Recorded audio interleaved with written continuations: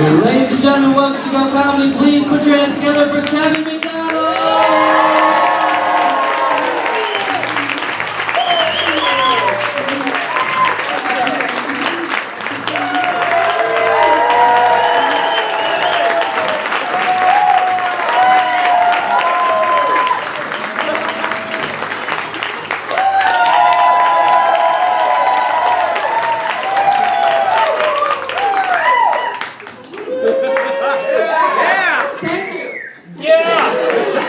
That's how I really run, and I jog a kilometer and a half. This is not stand-up, by the way. I'm ad-libbing. Thank you.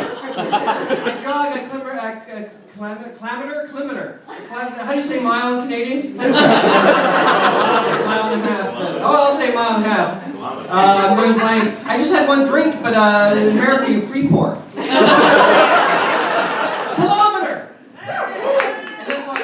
That was my whole story. No, I run, people think I'm really injured. It's like they think I had a helicopter crash and recovering. You go! I outlived that. All right, thank you very much. Good night.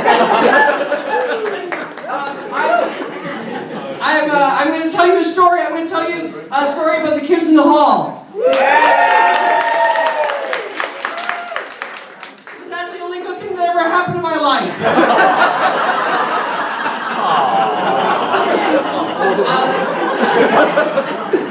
This story takes place in 1985. 1985 takes place in 1980. We had just been discovered by a wonderful, wonderful woman named Lauren Michaels. Wonderful, lovely woman. She discovered us, but she didn't know what to do with us at first. So all she knew was her show, Saturday Night Live. So she hired two of us, the two oldest ones, Mark McKinney and Bruce McCullough. Before the show, he texted me and said, "Have a good show." I'm a prick. He hired them for writers for Saturday Night Live, and what we now call the Anthony Michael Hall year. Because that happened, the rest of the kids in the hall were hot. We were hot. We were showbiz hot. Well, we were Toronto showbiz hot. When you're Toronto showbiz hot, you still have to wait in line in good restaurants, but you get to audition a lot. And Dave Foley auditioned, and he got the lead role in a Canadian comedy action movie they were shooting in Vancouver called High Stakes. And I'll never forget this. The producer said, "Dave, we're going to make you the Canadian Michael J. Fox."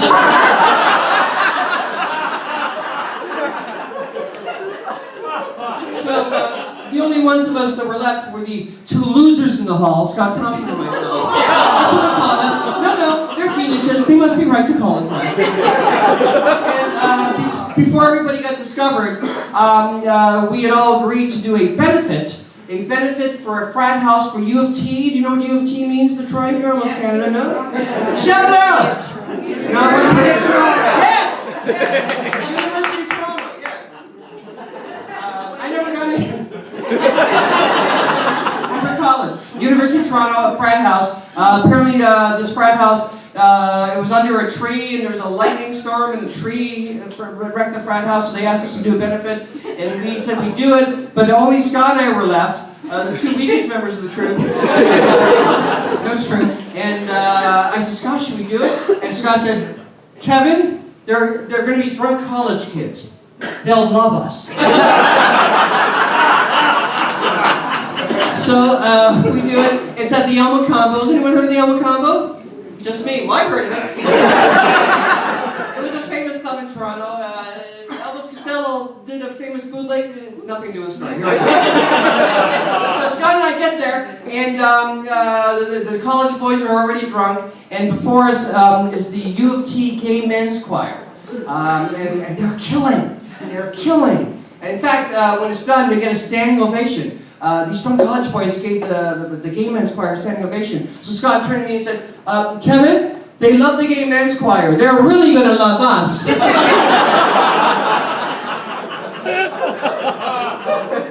So the host of the evening introduced us, and Scott and I walked on stage to do our scene in front of drunk college boys. Now, are there any Kids in the Hall fans here tonight? You're not. Okay, that's that's good.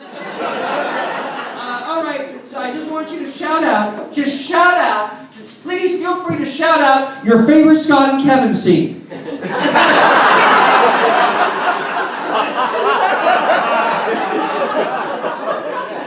Exactly, there aren't any.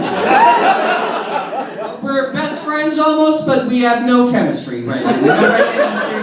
When we write together, we have so much fun, we can't say no to each other, so we end up writing a scene about a small village that lives in the ass of the mayor of Toronto. That's a real scene. But in those old days, we had one scene that always worked. The kids in the hall played at a club called the Rivoli. Every Monday, we always did new sketches, and we had one scene that worked. We couldn't do it for the TV show because you need a live audience, so no one ever saw it on TV, but we had one scene. What happens usually in the scene is that we start with a fake scene.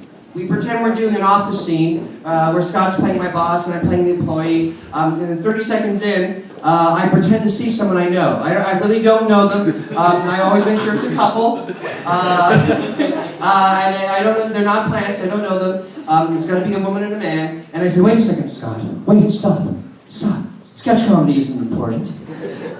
And I say, Cheryl. I always pick the name Cheryl. That's my name. I said, Cheryl, what are you doing here? You split up with me 3 weeks ago and you come to my show with your new boyfriend?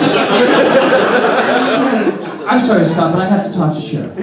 And I take the mic, and usually I go off and I ad-lib brilliantly with Cheryl. And the woman that I call Cheryl is a fan, and she's a good sport, and she laughs and doesn't ruin anything, and I'm ad-libbing, and the audience is laughing, and then I say, Cheryl, the least you can do is come backstage and we can talk about it.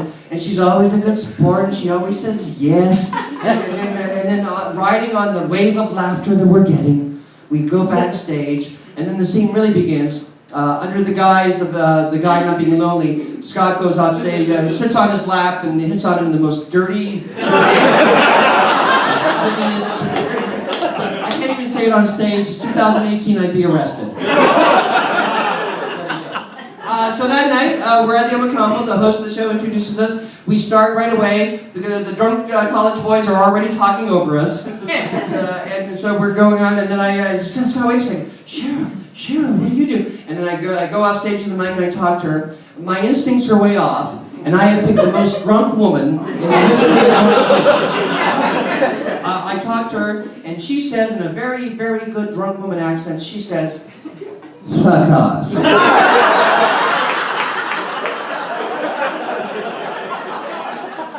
Now remember, this is 1985, and my hair was very high and curly. It was pyramid shaped, like the bass player with the flaming lips. So she starts living with me as I keep talking and panicking, and she says, fuck off, hair asshole.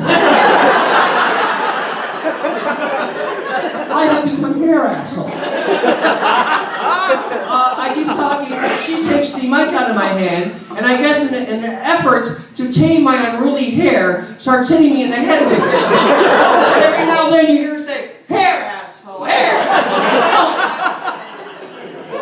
Now, the crowd, they start not really liking Scott and I. They start chanting, I'm sorry, I know it's 2018, this is an ugly word, we don't say it anymore, we shouldn't, but it's a true story, so I have to tell you. The audience starts chanting, fags, fags. Remember, this was an audience who just gave a gay men's choir a standing ovation.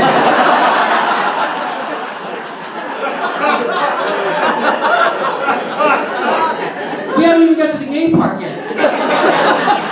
I look at 3 members of the gay men's choir. They're chanting, fags. It's not going over well. And then it went so bad, we're going so bad, the audience is talking over us, and they're so drunk and so college boyish, that the next act, a punk rock band I remember called Gut Rock, they think we're done, and they start doing a very loud sound check with the drums, and louder than that.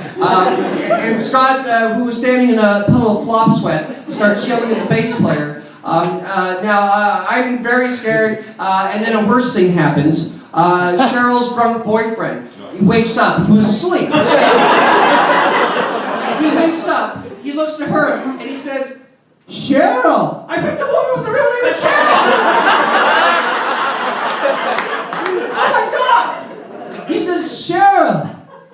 you were cheating on me, but not with hair, asshole.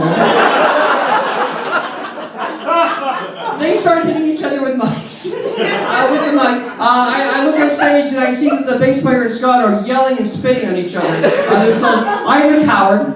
I'm a coward. I drop it all fours. I crawl under 4 tables to the bar. I order a coward margarita.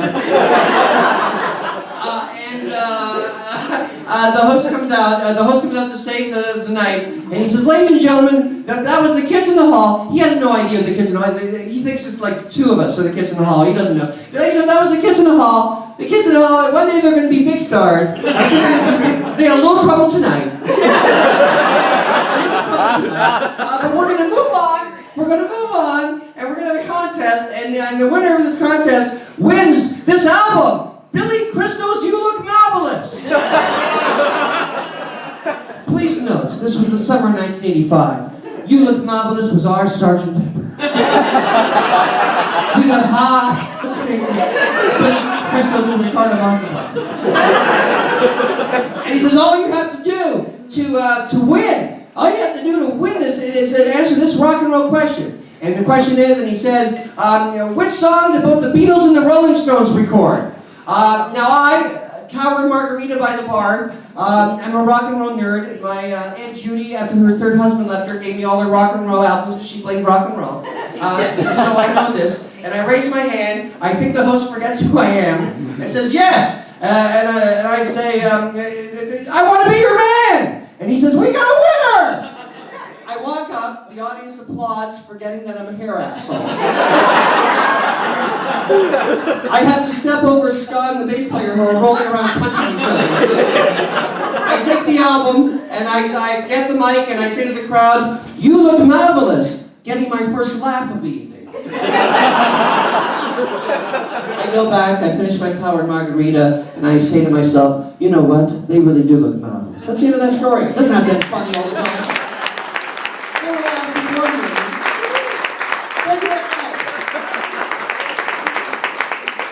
Ladies and gentlemen, I admit it, I am a minor celebrity. I'm a minor celebrity, I admit it, I'm a minor celebrity. It's true, I'm not going to hide, I'm a minor celebrity. Well, minor celebrity, the celebrity, you dip your toe in the pool, you're wet, I'm a major fucking celebrity. But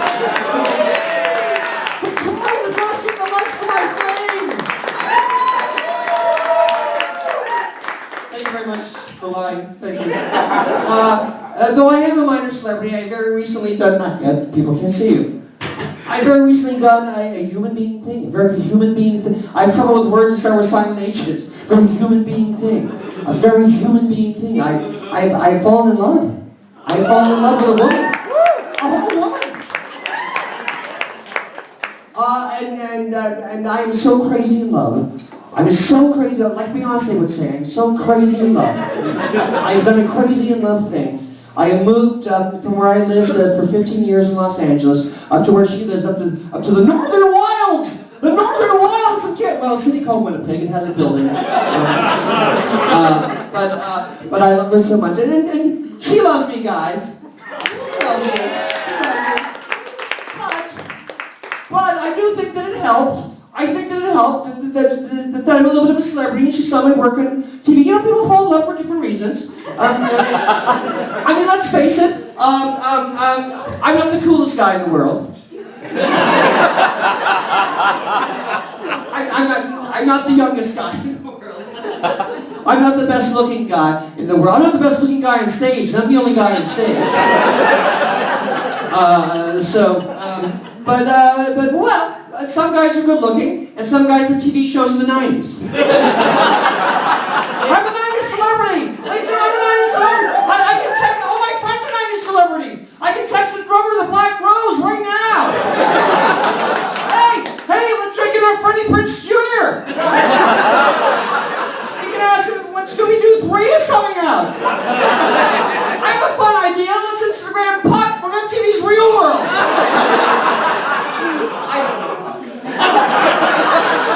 I disappointed you with that, I don't know. Yes, I'm that kind of celebrity. I'm the kind of celebrity that people stare at airports trying to figure out where they saw me. Was I the history professor?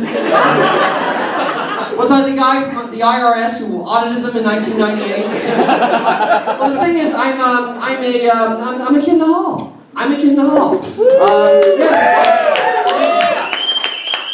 And the average kid in the hall fan. Can you hold my mic? Could you put the strapper on? Thank you very much. And the average kid in the hall fan. Keep holding it. Oh, good. I should have put the strap on before the show.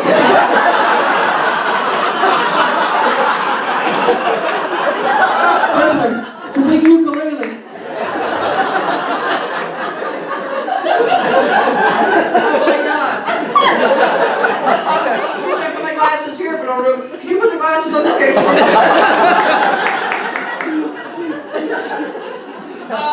The average Kicks in the Hall fan is a 41-year-old white male who has a girlfriend who's never been married, not even been to third base. Who saw too much of us in college while getting high.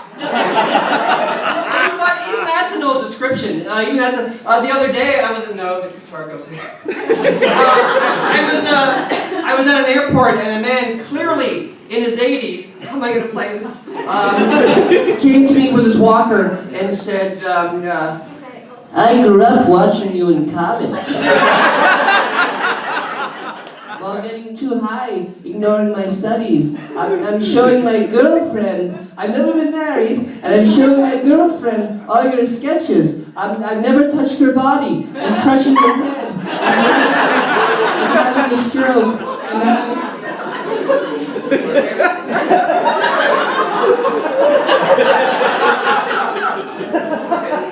Somebody offered me a stool and I said, no, I'm okay, I'm strapped. That won't work, it's too small. Here, I'll do this. This is good.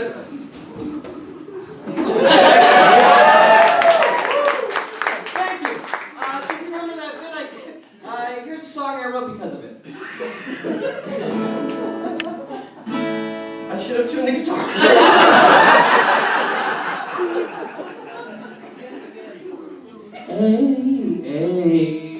Hey, yes, I'm that guy that you saw on that thing that you saw on TV back in college. Yes, I know you grew up watching me, though I clearly see you're over 45, which just makes me old, obviously. And yes, I admit I never finished college. I was too busy always working on just being a moderately successful, semi-popular comedian. I know that I'm a vaguely familiar guy. Curly hair, voice that's high, irritatingly high. You can't place me, some guy from TV. Oh, maybe I'm Screech from Saved by the or Pauly Shore. Or Pauly Shore's older brother. Or the funny guy from Beverly Hills 90210. Wait, there wasn't any funny guy from Beverly Hills 90210. I am my own man that you barely recognize now, yeah. A 50-ish-year-old guy who had a 1990s cult TV show. I have to hit D minor, it's very hard.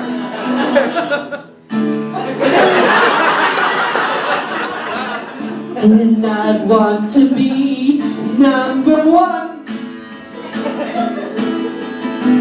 Had my eyes set on number 49. I think I almost got that job done. I'm the 985th most popular comic in America now. Could be worse. Could be a lot worse. Like the guy who does commercials. Cause he did some movies in the 80s. At least I don't do commercials. Cause I'm not big enough. Bravo for me.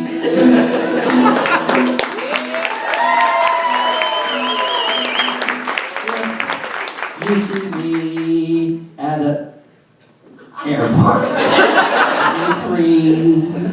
Please stare at me so you figure out where you know me from. Keep staring. What TV show you saw me on? Keep staring. What cartoon my voice annoyed you some? Keep staring. Don't figure out, just keep staring. Keep staring. That will make me feel very comfortable. And then ask me what you see me on. Forcing me to list my credits, but you don't know my credits because you don't really remember me. And you say no after everything I list. I don't know what you saw me on. Was it Seinfeld? No! A 70s show? No! My voice in Lilo and Stitch? No! My 30-second appearance in Galaxy Quest? No! That Outcast video, I was in an Outcast? No! I quartered a gym with Jim Belushi, he came to set one day with a gun, Trish, no! I remember who you are! You're just a guy making me late for my plane. Thank you! Yeah!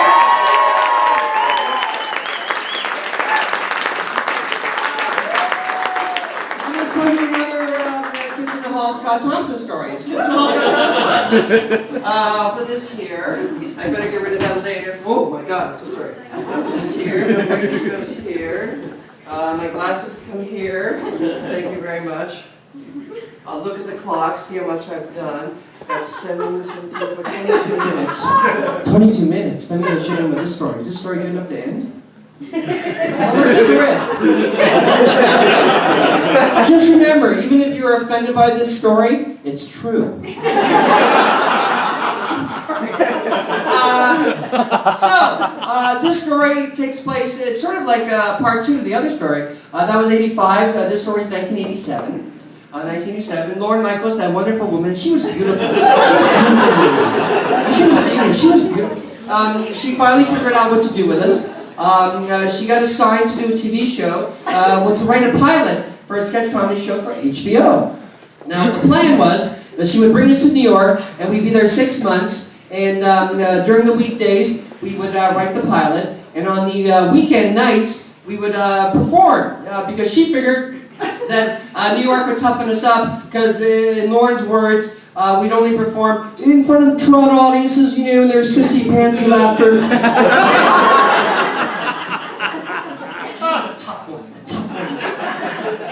So we played a place called West Bank Cafe, and we loved it. We played there every Friday and Saturday, and we had a great comic. He was 40 years old, and he was brilliant, and he was also the playwright of the theater, but he was a great comic. He opened for us, and he did a Mort Saul kind of thing, where he would come out with a newspaper, and he would add brilliant jokes, and we thought he was hilarious. We loved him, but we knew that he would never make it because he was too old. His name? Louis Black.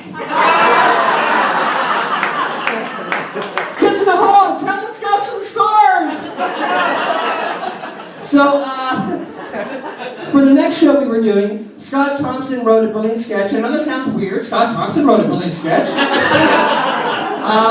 But it was like mostly monologue, which he was great at, and a little bit of sketch, like 80%, 90% monologue, no sketch. And it was about a character he played called Fran, based on his mother, a middle-aged, middle-class woman who just learns that her son Brian, played by David Foley, that he's gay. He just came out that he's gay. And the scene, the monologue, is her comically coming to terms to accept the fact that he's gay. And at the end, she does accept that. And then she wonders, this is how the scene ends, she wonders how her husband Gordon will take the news.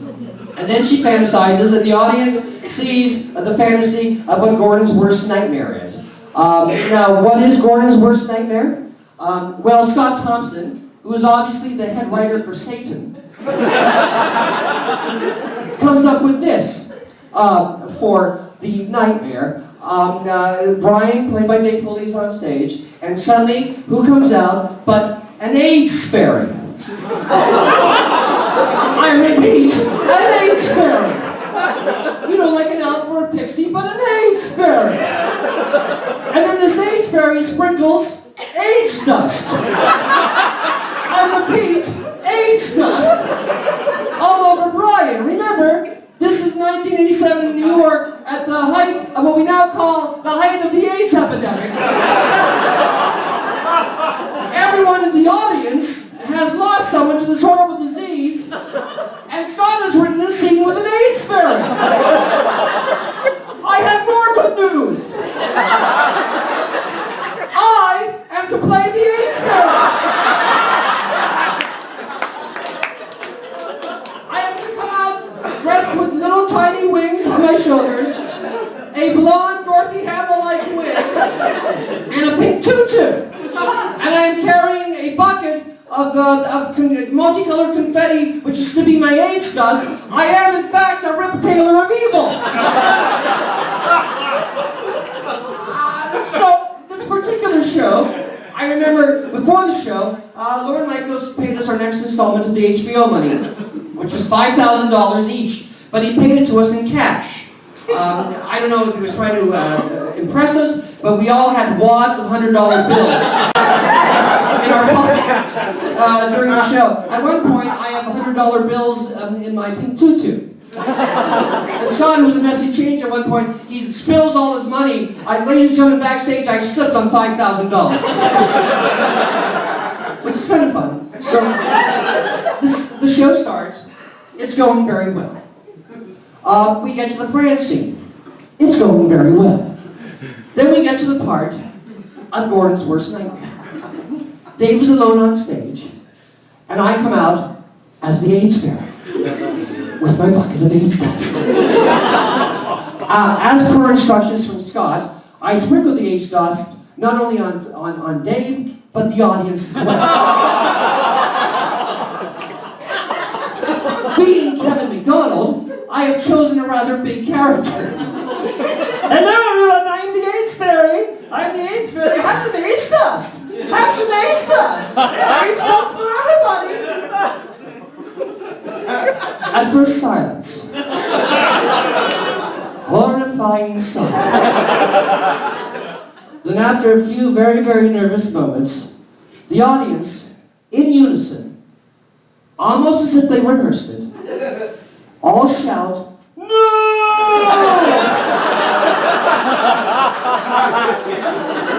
And then, I guess the ringleader, a tiny 5'2" man, hairless, I mean no eyebrows, hairless, stands up on a chair because he's 5'2", and in a 5'2" voice says, "This must stop now." Now, I don't know who the first audience member was to attack us. But soon they all attacked us. Everyone attacked us. The whole audience rushed and attacked us. Everyone, the bartender, Lauren Michaels, I even think Bruce McCullough attacked us. It didn't go well. Scott Thompson is being Scott Thompson. He's going, "It's the truth. You can't take the truth. Glory, glory, gay, hallelujah, glory." So Mark, who was in the middle of changing, comes with his shirt off and a chair, and he starts holding the audience. "Do not hurt these sketch comics." Now remember, they're attacking everyone, but they're mostly attacking me, because after all, I am the AIDS fairy. I am typical Kevin, and I am shouting this, "Scott wrote it! Scott wrote it! Kill Scott! Kill Scott!" Then suddenly, I get a brainstorm. I know how to handle the situation. What is my brainstorm? What is it? Do I get everyone to calm down? Do I calm down the audience and the kids in the hall, and I get everyone to sit? And then do I engage in a conversation about the fact that it was comedy, it was about truth, it was comedy in a time of hard times. We were living in an age of hard times, and the comedy was there to sort of talk about the truth in a funny way? No! Instead, I remember that I had $5,000 in my pocket. I take a wad of $100 bills and I start throwing it. "Take the money! Take the money! Here's my keys! I live at 422 West 23rd Street! Take the keys!" Now the audience, they don't go for the money because After all, they have morality on their side. But they are confused, and they stare at it, which gives us cowards in the hall enough time to run out the back. We run out, we are safe, we get separated in our fear. I take the subway, I am still my pink tutu. 3 men asked me out. Scott Thompson is a genius. Thank you very much.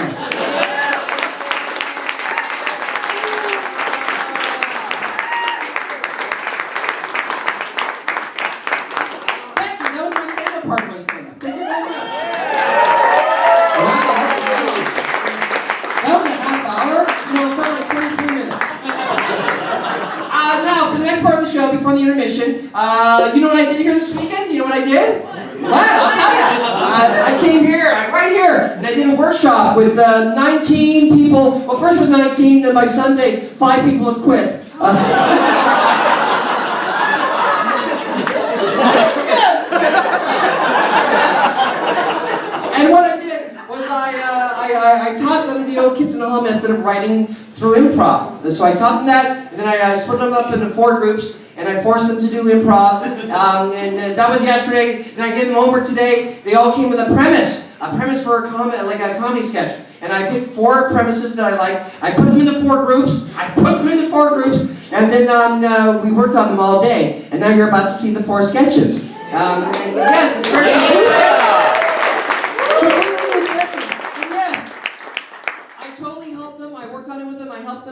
I'm in one of the greatest sketch trips ever, but I can only do so much. I'm not God. Unless, of course, the sketches are good, then I'm only joking. I did a lot. Oh yeah, I should take stuff out of the way. No, they're good. Ladies and gentlemen, we now take you to a comedy sketch.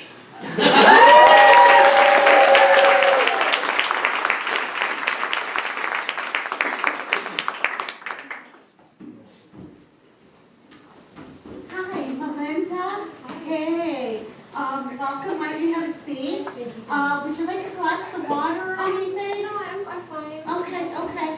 So, how's the weather been for you? It was great. It was a really pleasant drive. It was fun. Okay, enough small talk. Okay. Why don't you tell me why you'd be a good fit for this job? I would be happy to. You know, I think I would be a really great fit here for a lot of reasons. I have a lot of positive qualities. Mainly, for one, I'm really driven. Driven in what way? I really go for the drive. There's no such thing. Sorry, I'm a little bit I'm very accountable. Yeah, like how? In my 6 years of having a working history, I've had a diverse number of jobs. Yeah, it looks like 12 jobs. Yes, so I have quite a background. And it's been an average of how long?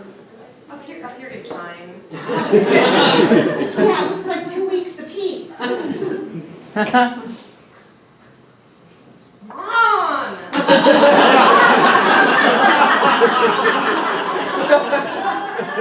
I really need this job. I want to get out of your basement. Yeah, and I want you out of my basement. So why don't we just get down to some business now? Okay, so tell me why you're a good fit. Well, I have a lot of education. I have been in higher education for over 8 years. Yeah, and you've completed how many classes? Two-thirds. Like 1?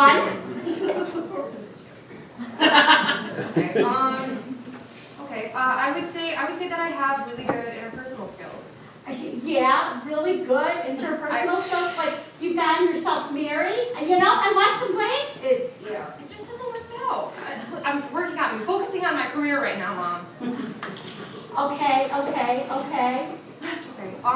Also, I would say that I am a team player. Yeah, right. Definitely a team player. Yeah, I am. Yeah, like you broke up the team of your dad and I.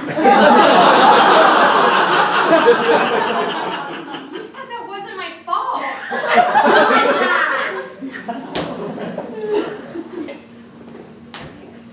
Yeah. Okay, you know what? Maybe you're right. Maybe I am just a loser and I shouldn't get this job and I'm no good and I'm not good at anything. Well, no, okay, I get it. you're good at some stuff. It's just not what you're wrote on this resume. Why don't you tell me some good things about me? Well, you're pretty. Yeah, but like, what am I like good at? Let's see, you're organized. I still remember the time you went ahead and took all of your makeup and instead of rearranging it by the type of makeup, you put it in by color. That was actually a period where I was suffering from OCD. It was actually quite serious. Okay. Well, when you were 7, you were really creative. You went ahead and came up with the idea to use real money from all of your friends instead of their play money when creating that game. I made like $200 that time. Yeah, okay. What else do you like about me? Well, and you know, you've been really good at sales. Mm-hmm. You know, I still remember how you sold 200 boxes of Girl Scout cookies all in one night. The neat thing about that was that I also used creativity there because I knew which dads were cheating on their wives. And so I blasted them. There's like 5 dads. Yeah. See, so you are a really good fit for the company. So you hired me. No. Okay, see you in the basement at home.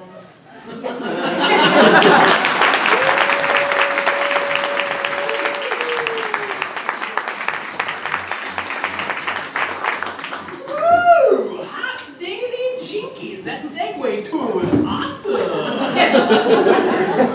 Magazine time! Huh.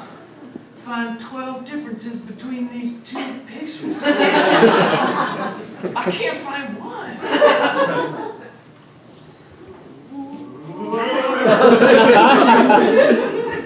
honey, I'm so excited to take a little vacation with my favorite spook.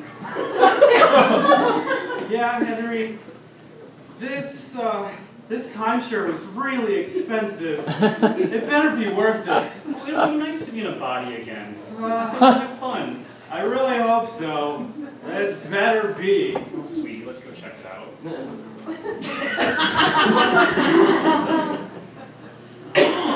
Oh, it's vintage.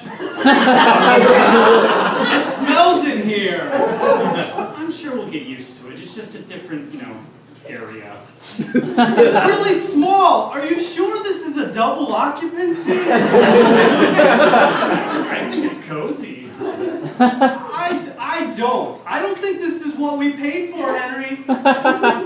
Well, I guess I could call the timeshare guy and we could maybe ask him a couple of questions about this. Yeah, call the agent. Okay, I should pop out and I'll summon him real quick. Okay. Oh!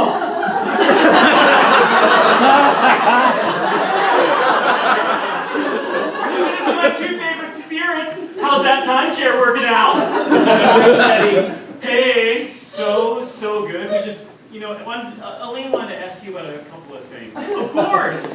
Yeah, Teddy, it smells in there, and it's really small. I can't believe that's a double occupancy.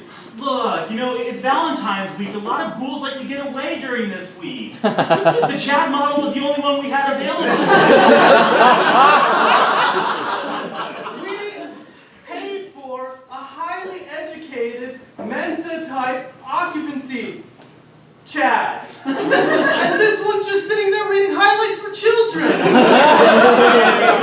This makes this really, really hard. He may not be big, he may not be smart, but he's actually more sexually active than some of the other models in the gold package. That sounds fun. Is he, though? He masturbates a lot. That's not romantic. You know what, Teddy? This is a classic boo and switch. Henry, good presentation. Remember, you were kind of thinking about that platinum package. Maybe that's the way the 2 of you should go. I don't know. This one costs a lot already. All right, look, Chad actually has tickets tomorrow to the Monster Truck Derby. That You know? sounds fun, sweetie. We've never been to a monster truck rally. I don't know. This is pretty bad. He's going to be pit side next to Gravedigger. I mean, if we have to, whatever. Let's just pop back in there. We'll just try a day, okay? And then if we don't like it, we can leave. Okay? All right. My mouth tastes like lightning.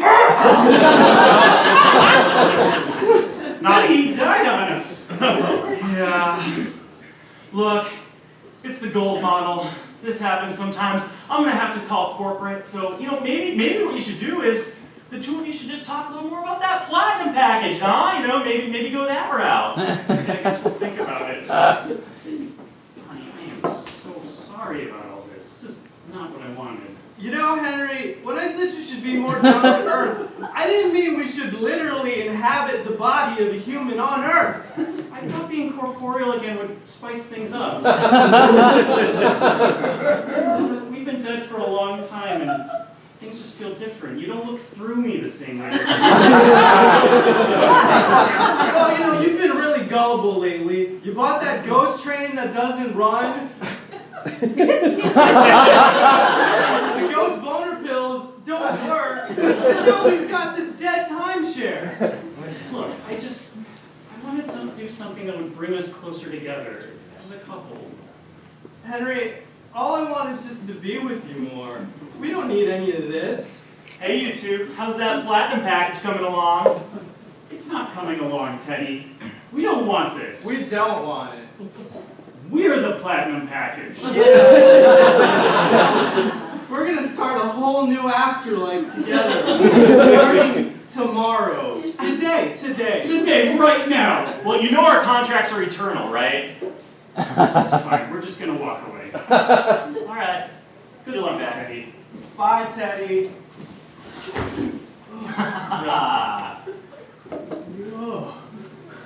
Am I dead? You sure are. I'm Teddy. How about a timeshare?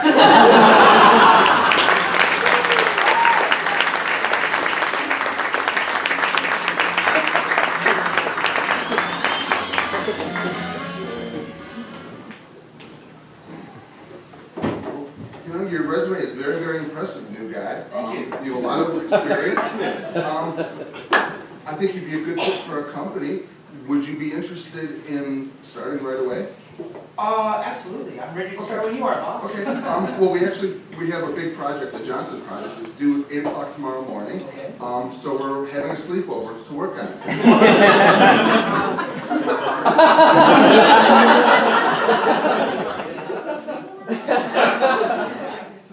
I don't know what it would like tonight. Like, Yes. I don't see what that means. Yes, it's a mandatory sleepover. Well, here's the thing. I kind of had plans with my wife tonight. We were supposed to call it Tate, so I... Mandatory, new guy. Right. Well, okay, yeah, sure. Happy to be aboard. Okay. Welcome aboard, new guy. Thank you, sir.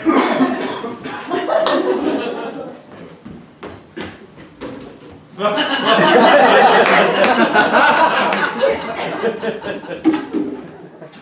love monthly mandatory sleepover! Alright, I call Superbook. James. Oh. Thank you. Love being Mario. I love being Luigi.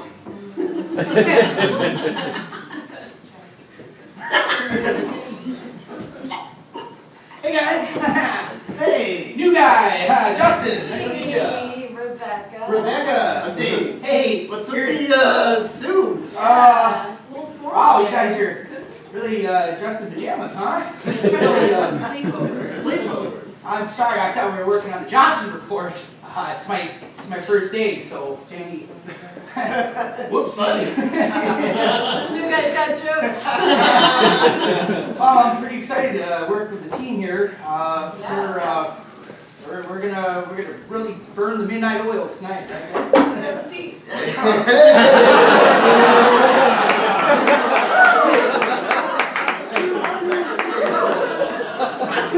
is gonna be so great. We're gonna really have a great time. What's up? I didn't realize it was actually a sleepover. What part of this mandatory sleepover did you miss? Well, whoopsie. Hey man, I got something for you. Okay. There you go. Oh, great. All right. Do you want me to put these on?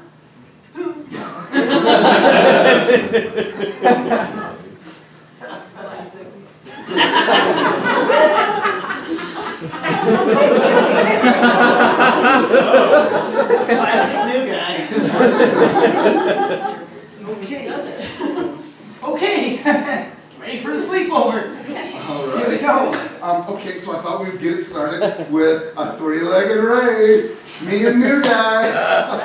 Come on.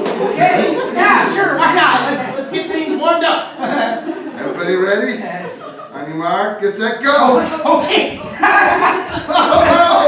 Oh, you man. win. All right. Good job, new Nice. guy. Nice Good. try. All right, sir. So, If it hadn't been for the talent here, you might have been able to win this time. well, ready to work on that Johnson report. Yeah, sure. Look over here, guys. Hot cocoa with marshmallows. Thank you. The big You ones. can have two marshmallows. No, I'm Man, budget increase this year. Isn't this great? You know what would be the next best thing to do right now? You know what time it is, don't you? It's Goonies time! Put in the old VCR. I think it's going to be even better at the 18th time. We're watching Goonies? Good part. That's right where they get close to finding something in the secret spot. Yeah. I'm sorry. What does this have to do with the Johnson report? All right, look, I'm a little confused. Can we just stop this for a second, please? Whoa!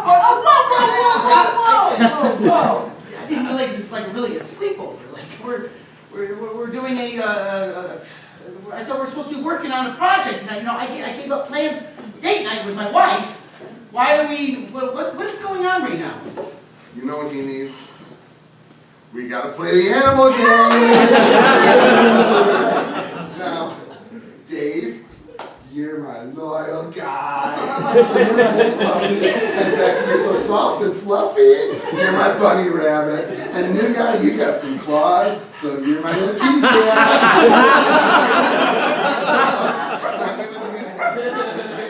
You're my kitty cat. Cat? Yes. Okay. Kitty cat.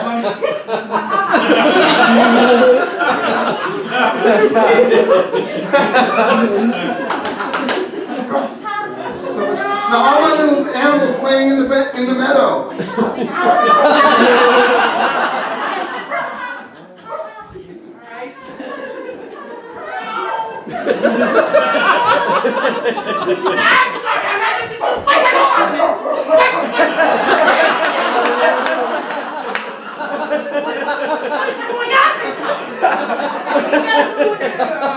Three-legged race, watching Goonies. I thought we were working on the Johnson report. The Johnson report. Johnson report. There is no Johnson report. What does that even mean? Like no Johnson report. I thought we're. Jesus Christ, this is weird. You're weird. This is sick, sir. Maybe I am weird. But I've had a hard life. I never knew my father. My mother died when I was 1.5 years old. I had to teach myself to go to the bathroom. I had to potty train myself. and the whole feeding thing would have been really hard if they hadn't let me stay in that box in the back of the kennel. And so when I was 3 years old, I had to go out and get a job. I had to make my own way in the world. And I've been working ever since. And I've built myself up to this. And I never had a chance to make friends or to have a family. I'm really sorry. I didn't know. Maybe I overreacted a little bit. You know, I didn't realize you had such a. I mean, the guy's lonely. He's lonely. Like, let's. I'm sorry, sir. You know what? Whatever you want. Let's just. You know, let's. What would make you happy right now? Like, what can we do for you, sir? You could be a kitty cat.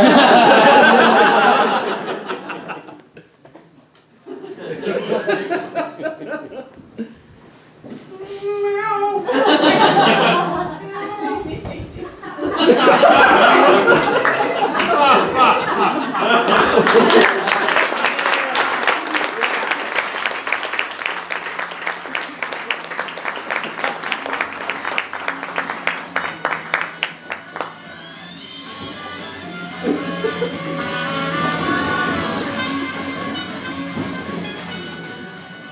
gotta make sure we get the data uploaded to the cloud. There's a hurricane headed right for our servers. Someone upload the Ethernet cable. We're gonna have to use Wi-Fi. It's a little slower.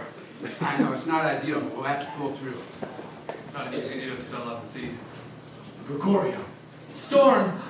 It seems that you broke my heart looking for dead at the top of Mount Rushmore.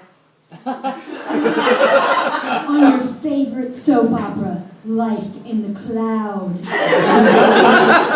I see you're dating my identical twin brother. He was there for me when you weren't. He moved on. What's the status? Upload the data as fast as we can. We need more time, though. We need to hurry. My re-election campaign depends on social media, and social media depends on this data. Your re-election campaign, that's all you ever cared about. You never loved me. To the tango. And you were never there, so I had to cabbage patch alone.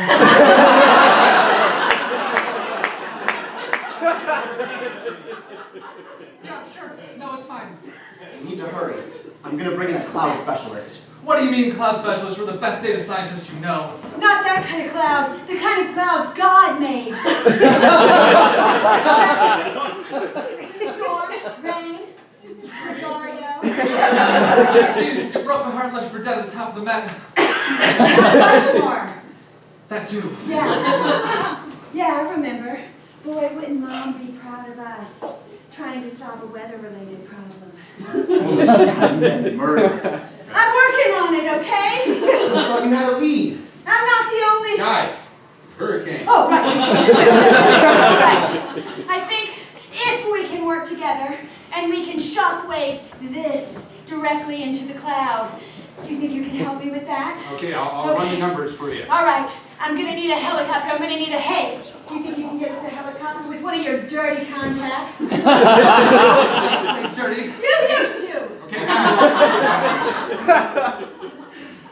If this works, and we can move it, then he'll get reelected, and then what? I had to poison the mayor, but I got the helicopter. Going in. Okay. Going in. Good luck. Data upload at 75%. Okay, we're getting closer. Look at the radar. The hurricane's moving. Data upload at 95%. She's doing it. She's moving the hurricane. Data transfer complete. We did it. All right.